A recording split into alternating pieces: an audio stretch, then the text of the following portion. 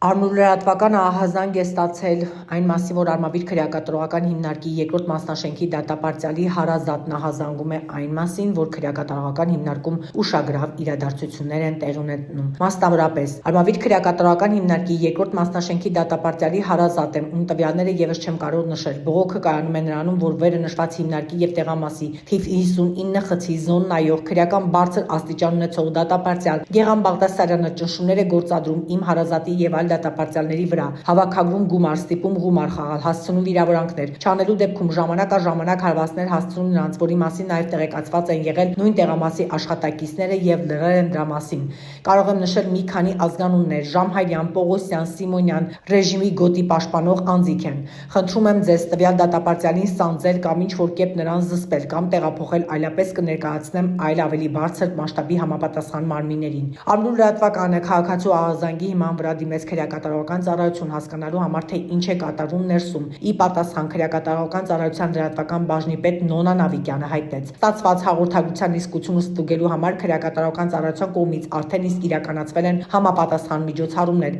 որոնք դեռ շարունակվում են։ Մենք կհետևենք իրադարձությունների զարգացմանը։